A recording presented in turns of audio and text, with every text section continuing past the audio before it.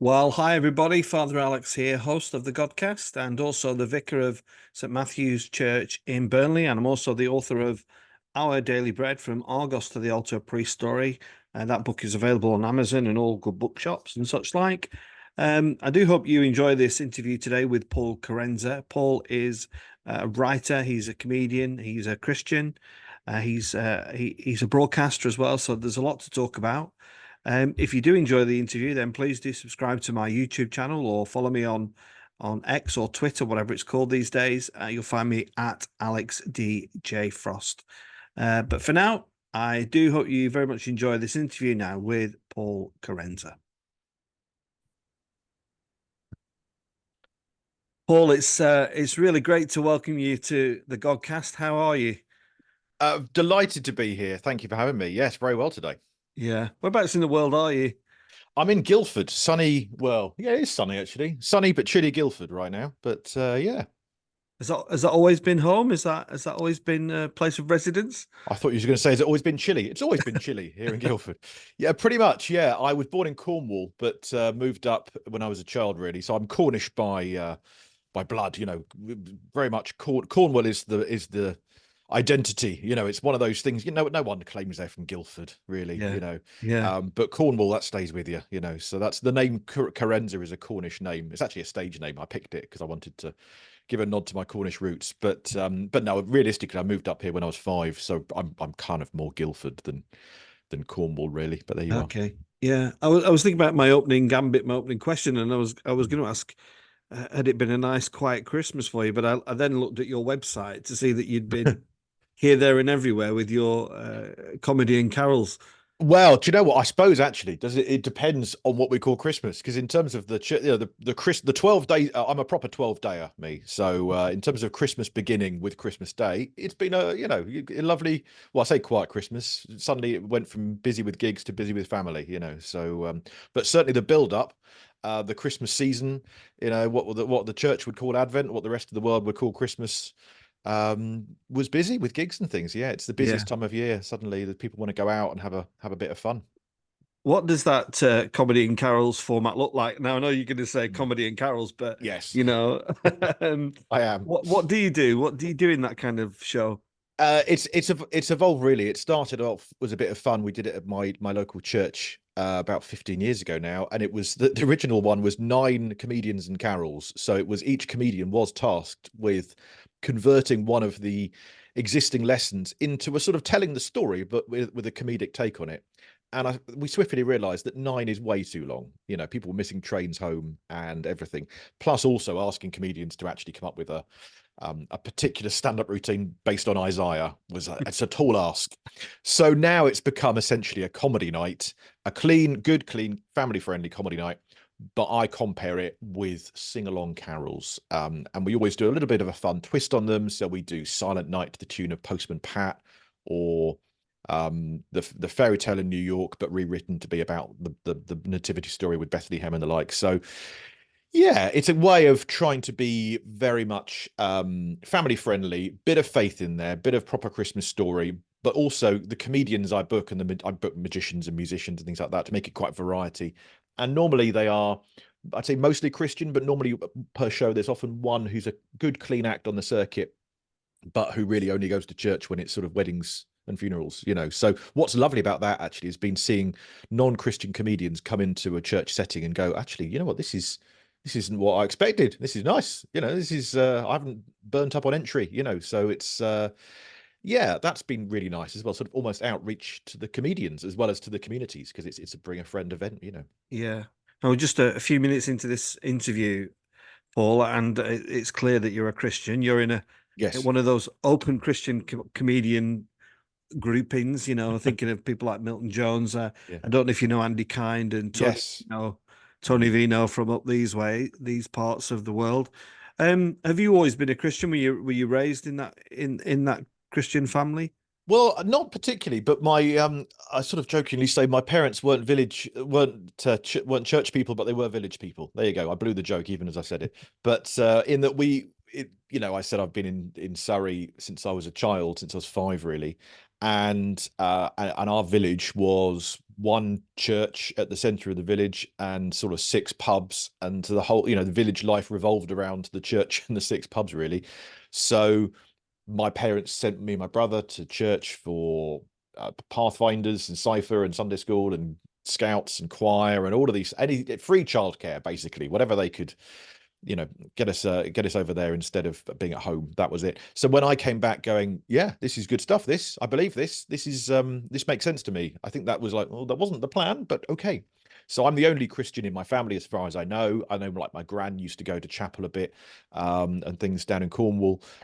So she loved all that sort of thing. But in terms of my sort of nuclear family today, it's just me, as far as I know.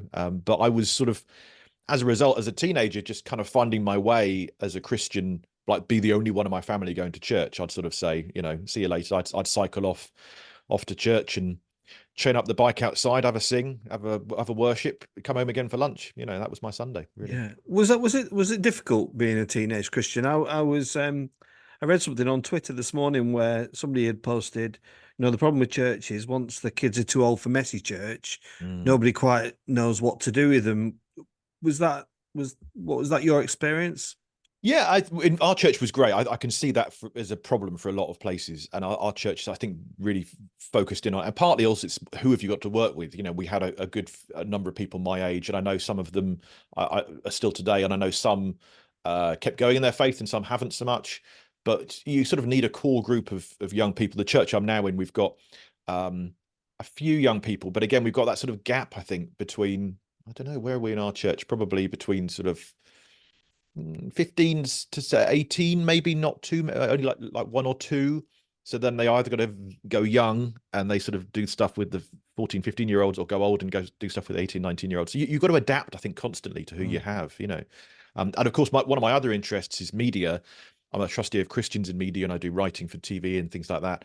And I do a podcast about the history of broadcasting. So I'm kind of fascinated by the future of broadcasting, and public service broadcasting especially. And for years, we've seen that gap in television as well. So it's not, the church has that problem. As you said, after messy church, what then? You look at TV as well, and culture at large. It's like, okay, you've got CBBC, and then a gap of about 5 years, and then BBC Three and sort of youth stuff kicks in. Yeah. But what do the teenagers do? There's nothing for them much on telly, a bit of Doctor Who maybe, but that's it, So I think it's a bit of a problem in society at large. We don't know what to do, Yeah, it's really interesting for somebody who used to sell televisions for a job, and saw them go out in the bucket load. I think about my own kids. I've got young adults. They don't really watch BBC or ITV. No. They're in some other ether. Yeah. That I step into, YouTube or whatever it is, and it is really interesting. And if I happen to suggest a drama, like I suggested, the post office drama that everybody's talking about, who's like, well, it's yeah, totally. And the trouble is, mainstream terrestrial and indeed satellite and the like television has sort of given up on it a bit, really. And social media, as you say, obviously steps in. So TikTok and YouTube and stuff. At best, you might find things like Netflix, things like, I know the Wednesday Addams TV series was Netflix's most watched TV series last year, and that's aimed at young adult.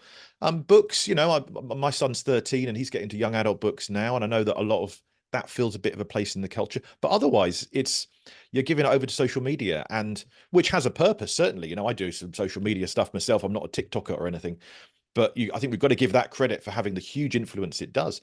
But of course, the problem with that is us lot. We haven't got a clue what's going on. So everyone's buried on their devices, and we have no real oversight, or very little oversight, as to what's being seen there and what messages are getting out there. So it's a tricky one. It's really interesting. I mean, I'm jumping ahead of my questions here, but one of my passions is comedy. I love watching stand-up comedians. I love. It was a hope of mine that I would do that, and I'm fortunate that I've had a book published. But I wrote a spoof sitcom that never really got off the ground. But actually, that was 15, 20 years ago, and now the kind of, to me, you can share your wisdom, Paul, is that the comedy world is almost shrunk in BBC and ITV. You're associated with great shows like Not Going Out and Miranda, but most of the comedy I see is maybe on YouTube or on Reels or TikTok. What's your thoughts about that? Absolutely. I think it's true that, I mean, the shows I've worked on, I've been very had a lucky and blessed career to a degree, to a point, but it's got a plateau to it. Certainly, I did Miranda and Not Going Out, and for a while I was literally the only person I think working across what at the time were the only two mainstream studio audience based sitcoms. Lee Max and Miranda Harts were the only ones being made. Now you've got Mrs. Brown's Boys as well, which is love it or hate it, and people do love it and people do hate it. For a while there was Upstart Crow, the Ben Elton sitcom, but that's no longer being made. There are no other studio audience sitcoms, and that's, of course, it's been going out of favor for a little while. I like to hope that there is a future for it, because the stuff I grew up with, your Blackadders, Faulty Towers, Only Fools and Horses, I think the single camera show doesn't really replace that. I don't think it's a comedy drama. It's not the same thing. And it's veering more now towards the drama side. So things like Fleabag, which was hugely, hugely popular, especially over the other side of the Atlantic, but it's being categorized more as like dramedy and this sort of thing. So we are edging away from old-fashioned comedy. There are no sketch shows currently being made for adults. There's Horrible Histories on CBBC, but that's it. And hardly any sitcoms being made. Ofcom have called comedy an at-risk genre, which is a bizarre way of looking at it. But yeah, it's not a good time for that, because, as you say, they've moved on to the TikTok and the like, and the commissioners unfortunately are giving up and going, actually, it's quite expensive to make sitcoms, so we'll make panel shows instead. Do you think the nation has lost its appetite for comedy? I mean, I kind of, I think COVID as one of the residues of COVID is that I personally feel that maybe some of us have lost our sense of humor. I feel that about myself sometimes. It's like, gosh, I've lost my funny bones. I've lost my capacity to laugh at stuff, Right. or for people to take the proverbial out of me. Is that just me, Mm. or do you think that's um, It's funny, isn't it? People will say with COVID you lose your sense of taste, and lose your sense of humor as well, maybe, or at least I think we're in a changing time where, COVID has changed habits. Certainly, people aren't going out as much, so the comedy circuit has shrunk.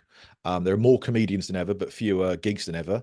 There are certain ones still going, and they're doing all right, but people aren't going out.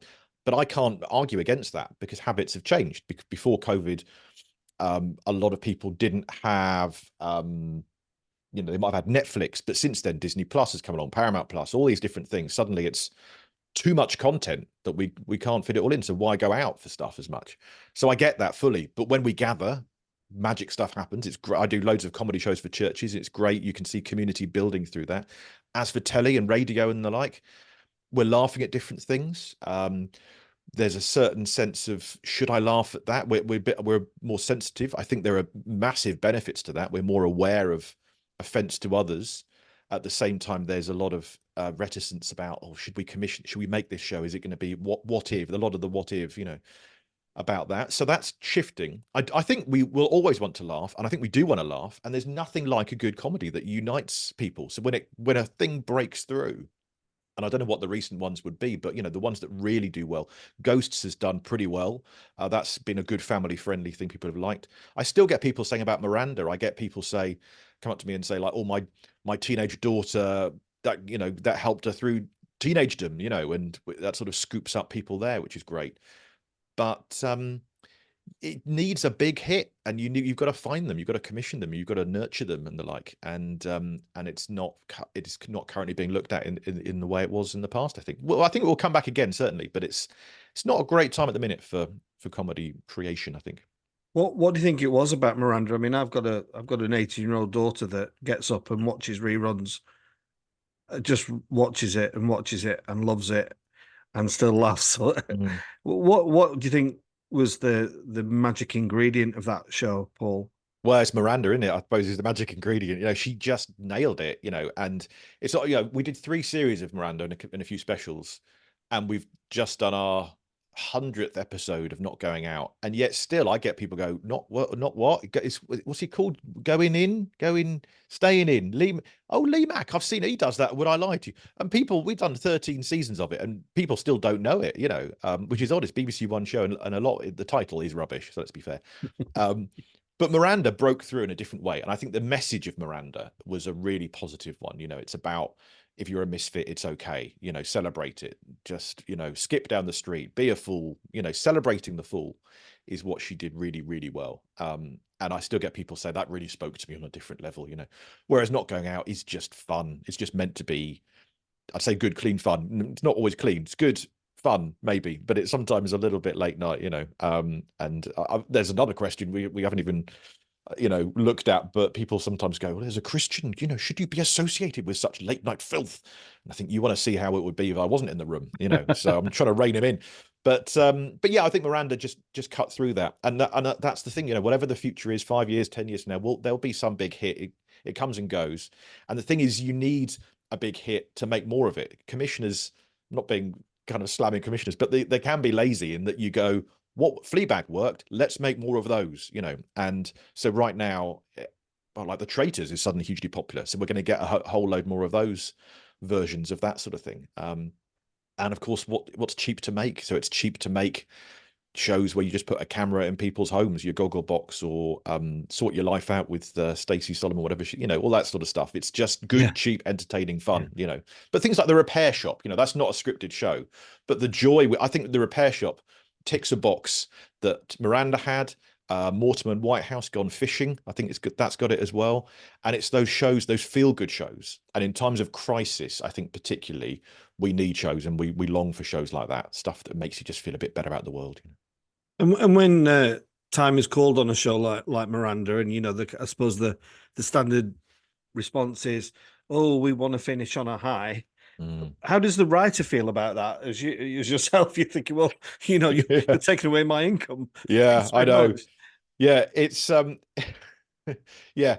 When they say finish on a, you go, finish? What finish? No, no, don't finish. And you know, the thing is, I mean, writing's not, it's not a brilliantly paid job most of the time, and it's, you sort of look at those. I'm not going out. It's probably got another series in it. We're having a bit of a gap year this year ahead, it would seem. So I read in the Radio Times, and you know, you hope it will continue, but you're always aware it can't. I mean, not going out's had a far better innings than any of us thought it would. It's gonna, I reckon it'll probably have one more season in it, maybe a few specials or something like that. But Lee is a workaholic, and Lee Mack would love to just keep making it. You know, he'll just keep going, and that's brilliant. Miranda wanted to just do 3 and a few seasons, and that was enough for her. But yeah, we cling to the hope they'll do more. You know, of something, you know, would be nice. Yeah, and just going back to your point that you made a minute ago about should Christians be laughing at X, Y, or Z? You know, Mm. I'm a vicar who's seen most of the most edgy comedians. You know, I saw Chubby Brown when I was a kid, and you know, more recently Jimmy Carr. Is there a threshold, do you think, Paul, where Christians should say, you know, I'm not going to watch this because it might offend others? I mean, I personally don't get offended by anything really. I mean, there's been one or two people I've seen, I've thought, whoa, okay. Yeah, yeah. But you know, what's your take? Yeah, I go back and forth a bit on it actually. I think I grew up watching every sort of so-called edgy show, you know, late night Channel 4 and whatever I could find. I was a comedy nerd as a teenager, and I've always thought I'd much rather be in the room. I've never walked out of anything because I'd much rather be in the room than not. You know, much rather, even if you don't choose not to laugh at a thing. Sometimes I've laughed at a thing and thought back and thought, oh, that was probably not a good thing to laugh about. That, does that help the world? Has it helped what God wants for this world? And I've told jokes like that in the past as well. Not for a while, I would hope, but I know I can think back now and think, oh, that joke, that routine, that bit when I started out. And I think when I started out, I hadn't fully married up like being a Christian and a comedian. I thought, oh, these are just jokes, and they are just jokes. You know, they are. At some point, we need to just go, actually, come on, folks, look, this is just, we're having a laugh here, and we're sometimes trying to put the world to rights a bit by having a laugh. You know, and part of that is exaggerating, and it's satire, and it's punching up rather than punching down and things like that. But that's certainly something I'm a bit more aware of. I think to begin with, I never sort of was, I was never Frankie Boyle or anything, but I'm sure I did jokes. I know I used to have a go at celebrities, certain celebrities that was just kind of topical or trendy or whatever, just easy pickings. You know, I used to do some jokes having a go at Jamie Oliver, and I don't know, his accent, or he's a bit too cockney or a bit too matey. And then I met him and he was lovely and I felt awful. And I think that was a real turning point. I thought going to be a bit more careful about having a go at random celebrities and the like. And because you could, it's easy to jump on a bandwagon and go, oh, everyone else is having a go at, Yeah. Jordan or whoever the person is of the day, but then but more, as I said at the start, some of that sensitivity we now have, which is often painted as a bad thing, all snowflakes and the like. But actually, you look like Britney Spears or someone like that who is having a horrible time. And I don't really fancy doing jokes at her expense. People Yeah. like that are really, really struggling. And sometimes if you can see the struggle people have in their lives, you think, why go after them with a laser focus, and all that sort of stuff. It's tricky, so I think maybe I'm getting old and just leaning more. I love comedy. I do love it. But at the same time, I teach screenwriting at a university, and I've got a drama script in development. And, we're speaking about this. I don't know when this is going to sort of be going out, or indeed when people listen to it, because people listen back to these things much later. But in the wake of the post office drama on ITV at the minute, and we're seeing before our very eyes the power of a really, really good drama to create empathy in people and to actually get behind the story a bit. And now, of course, there's all this head scratching going on, like, but why was no one talking about this earlier? And the media going, we were talking about it earlier. Why are politicians only choosing to act now? Well, because suddenly there's this groundswell of millions of people watching the show and really feeling for these people's lives in a different way. But that's, I suppose, more about the power of drama than comedy. But all of it, it's all just making sense of the world, isn't it, really, via entertainment, I suppose, Yeah. I'm really uh, I'm really fascinated by writing, Paul, and I'm just interested to learn how, when you're taking a stand up and you sit down at your desk and you think, I'm going to write some stand up, or you're taking the genre of a sitcom, I'm going to sit down and write some sitcom, or I'm going to write some serious drama. Can you just explain to us the process, or how they might be slightly different, and or what your approach might be to it?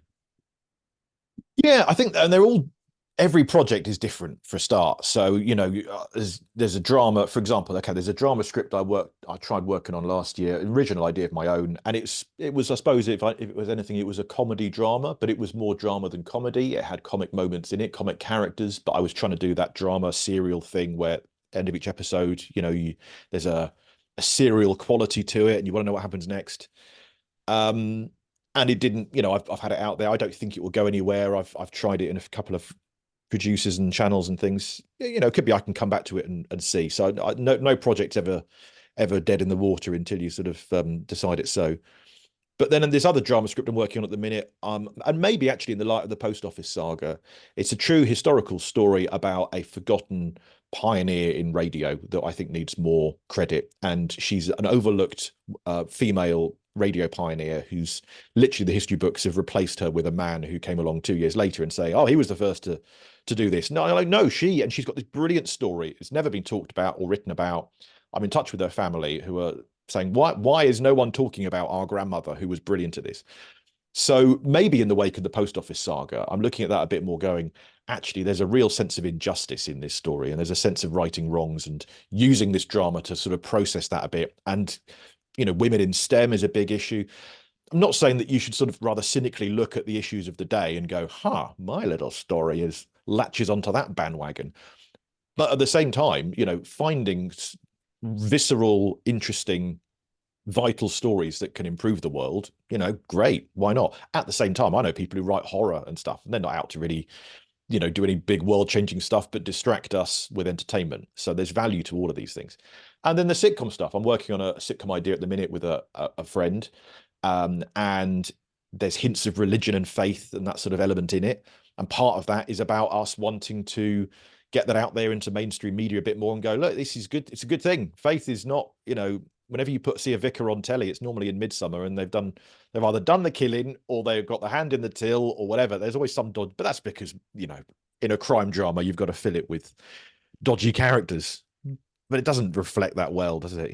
On things. I was watching so I've just been watching the post office drama this week, and when you've got the former CEO of the post office, and then it's revealed that she was also ordained, and of course you pan down and then you reveal the dog collar, And then what is she preaching on? Firstly, it's in one of these centuries-old village of Dibley, county of Midsummer type churches that you only ever, that do exist, but it's the only church you ever see on television, bells and smells and the like.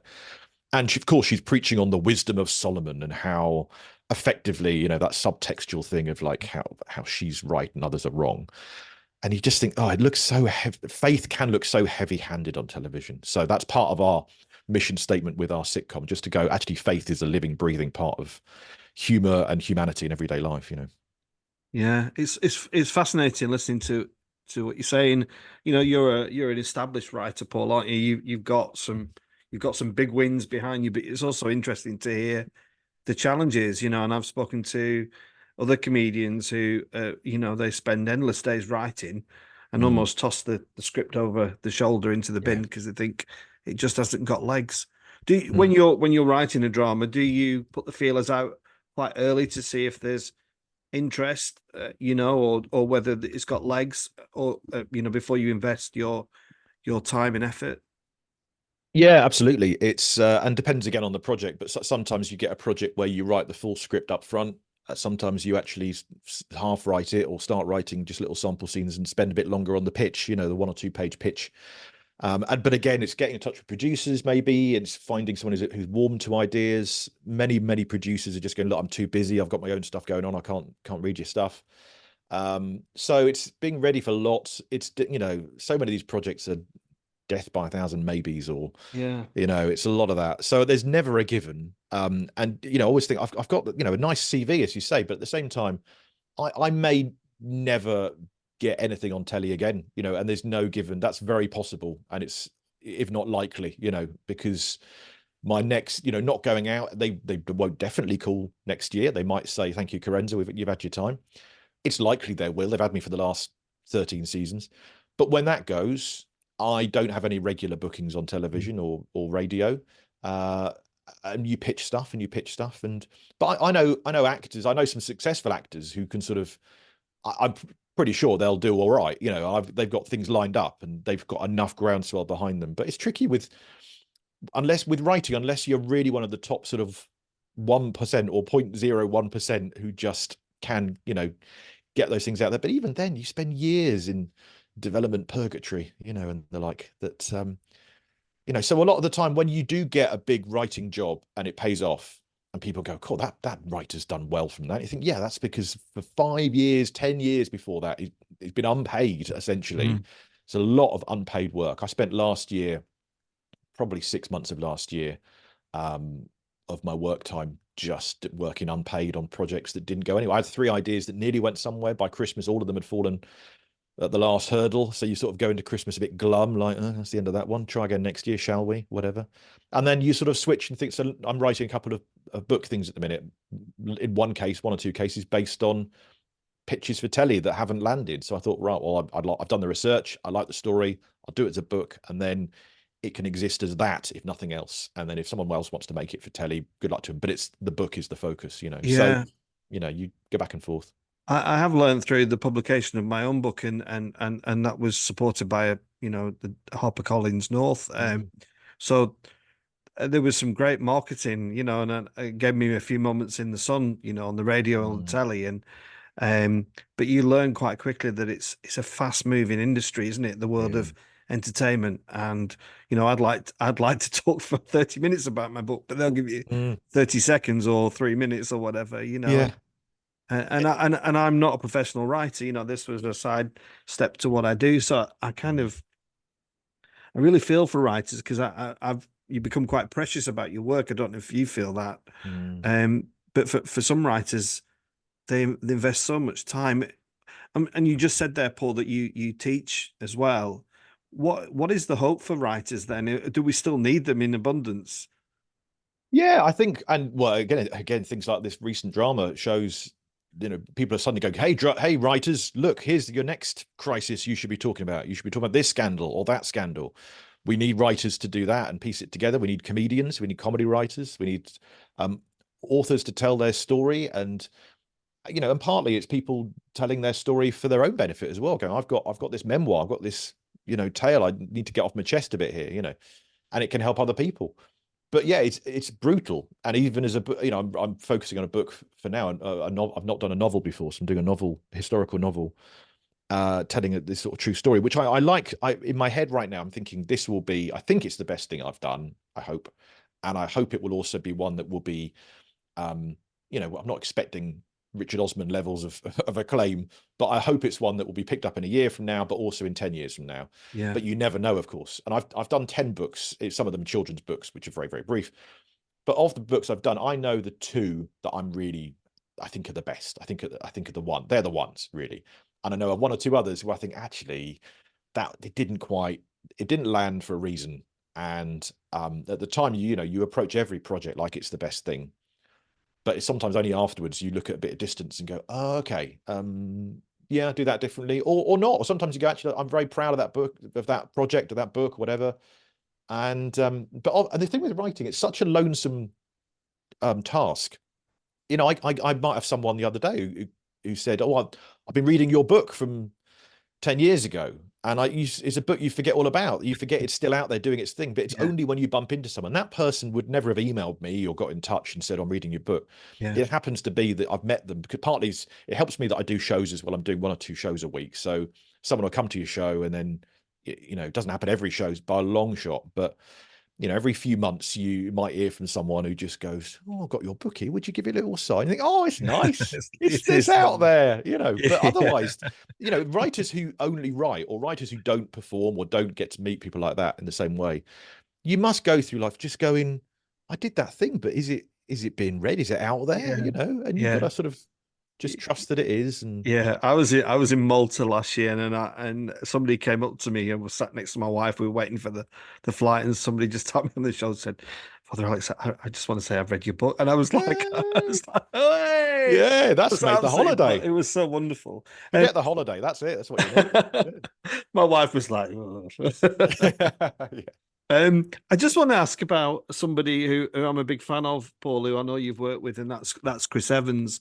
I do think he's far and away the best radio DJ out there at the moment, and has been for a while. How do you find? I mean, I know you do pause for thought. Um, just tell us a bit about that relationship with Chris, because you worked for him, didn't you, on TFI Friday? Is that right? Yeah, and then Top Gear as well, the Yeah, ill-fated series. But we you aim for the best. You never know, do you? But yeah, so I did it, and that's all just pot luck. I did the radio. I did Pause for Thought with him, and then I happened to be in there the day that he was. I mean, Chris is a whirlwind as well, so he's generating publicity around him, but he's leaning into it, and he just the cameras would follow him. Certainly back then, he's retreated a little bit more now Mm. with Virgin of the Light, but certainly then BBC, Radio 2 Breakfast Show. It's the most listened to radio show, I think, in Europe. I think it was at the time. I don't know if it still is. I think it's certainly still up there. So there's always something going on, and there were cameras outside the studio. This was before COVID. We'd go into the studio up at Wogan House, which is just closed actually this week. And so I've been reflecting a bit on the Wogan House days, where you'd go in and you walk past the paparazzi and the like, because they're just there all the time, knowing that every day celebrities would come in and out. And yeah, and then Chris sort of announced on air that he was the new host for Top Gear, and I was doing the Pause for Thought, and he knew I was a writer. I don't think he's seen anything I've written. I don't think he's ever seen comedy. He sort of, I got the attitude from him that he was like, why would I want to watch some comedy when we could just go to the pub with mates and have a laugh? Let's laugh together. But he knew I was a writer, and so he said, "Do you want to come and write? We might need a writer." So I went, yeah, great. In fact, before that though, the TFI Friday thing, that was coming back. And I told him, this is right, I've forgotten this. I did the Pause for Thought, and I told him off air between the songs. I said, "Did you know I wrote TFI Friday back in the 90s?" Because this was the revival show they're talking about. I said, I wrote back in the 90s for Freak or Unique, their thing where you had someone with a skill. And he goes, "Oh, great. Did we get back to you?" And I said, "You didn't, but it's fair enough. You had a lot of people." He said, "I'm sorry about that." And he said, "What was your skill?" And I said, "Well, I've got no belly button." So I was just going to reveal my lack of belly button, which is true. I've had a surgery when I was like a day old, so I've never had a belly button since then. And I talk about this on stage a bit and the like as well. So Chris said to me, he said, look, after, Pause for Thought then was like 9:20. His show finished at 9:30. He said 9:30, Will, the producer Will, as it always was on TFI.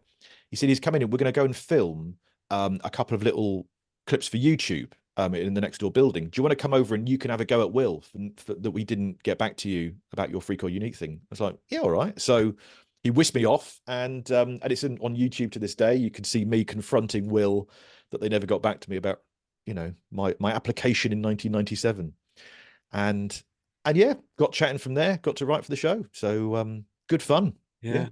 And now you do you still do Pause for Thought, don't you? Still do Pause for Thought under Zoe Ball, and I did it this week, and that was nice. So yeah, I'm Nearly now threw in a gag there and said not literally under. yeah, exactly. That's very true. But now, I mean, literally, we're miles away now because I do it from home most of the time. Partly they've moved the time slots at 7:15 rather than 9:15, which makes it a very early start if I were to get up to London for then. But also they've kept that option open to do it from home or I normally go in once or twice a year to put a face in. But the thing is, the train fares themselves that's the entire fee gone really on the train fare. So not that you do it partly for the fee, but also it's just great to do. Good opportunity to. And is it a free range, Paul? Do you get to choose? Do you just write something, or do they? Yeah, it's pretty free. Occasionally, I've only had one, or I think I've had two ever where they've said, "Can you start again completely?" That's not right. And one was about breaking wind in church when I went with my toddler, not toddler, baby, newborn, who gave a massive fart just when the priest was saying, "And now, before I speak in my sermon, a few moments of silence as we pray for God's blessing on my words today." And then, which was a gorgeous moment, but they went, you know what? You can't do that on Pause for Thought, not going to happen. But other than that, they would often tweak the odd word. They still do most of the Pause for Thought to do. They still, you hand it in a day and a half in advance, and they would normally say, "Can you just change this or that? Or maybe you need to do a bit more of this, or it's a bit, because there's a fine line. You don't want to be too preachy. You don't want to do the whole, oh, let's do this, we should do this, waggy finger, and there's just kind of that they want that way of picking something in your own life, really. So often it's about, here's what I need to do, and then hope others can sort of resonate with that a bit. Yeah, great. Paul, it's been really lovely chatting to you. I've really enjoyed this conversation. Have you got a busy first half of the year lined up? Have you got plenty of gigs in the Yeah, I think always room for more gigs. So if anyone wants a gig, comedy in a church, you're more than welcome to get in touch. But otherwise, teaching is there for a bit. Doing today, the rest of my day is marking on the scripts of those. Trying to get the novel done. I'm self-publishing it. It's on the history of the BBC and history of broadcasting. So that I'm half written it. I've got to finish that. And I'm really knee deep in that. I do this podcast called the British Broadcasting Century about the original moments of broadcasting. And so now we've had the centenary. So now I'm looking at those little individual pioneers and like the first radio drama, the first religion on the radio, the first the first radio crossword puzzle was 1923, I think it was, which is an odd choice and obviously didn't last long because it turns out you can't do crosswords on the radio. But so I'm enjoying delving into 100 years ago and seeing who those forgotten broadcasters were. So that's the first half of the year. And then on the road doing shows, I do a show about that called an evening of very old radio. And I bring my gramophone player and pip and all that sort of thing. So so that's a good different route to take as well. Right. Well, good luck with all that. And is there anything you want to plug before we go?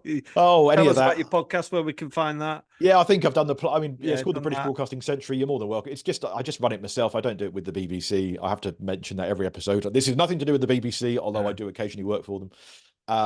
That's the sort of thing I've been trying to pitch last year and trying to get those stories out there. In terms of the religion tie-in, I've been particularly fascinated by the origins of religious broadcasting. I recreated that on stage last year because I've got a copy of the sermons, and we've actually sort of recreated the entire experience and recorded that for the podcast. And my latest thing, I've literally discovered this like last week. Turns out that in the 1890s, you could actually not radio broadcasting, but you had this thing called the electrophone. You could plug into your house and you could listen to sermons from your house back if you were in London or Bournemouth, I think it was. So I'm intent on doing a bit more research into that, because there's these flyers I found where they actually listed by name the ministers you would hear. So you could select different channels back in like the 1890s. This is Queen Victoria was a fan apparently, so she could go down the list of and decide I'd like to hear that preacher today. Thank you. So I think I that's could talk to you for ages, Paul, bizarre. because I love looking back. I used to do hospital radio, Yeah. and it was in the days of vinyl, and they had this cabinet with records that have not been played for. Oh yeah. And I used to just pull them out and just say, Yeah. "Oh, let's play this," and it would be something like Edith Piaf, and and then I'd go and find something from Shawaddy Waddy or whatever. Yeah. Oh, generic actor. Yeah. There you go. Who needs it? Lovely. Yeah. Well, thanks, thank you, Alex. Paul. Thanks so much. And anybody Bless who's enjoyed this, check out the Godcast. There's loads of comedians, there's loads of Christians, there's loads of musicians. You just Google it and you'll find it out there. So, Paul, thanks ever so much. Thank you. Thank you, Alex. God bless you and all you do. Thank you.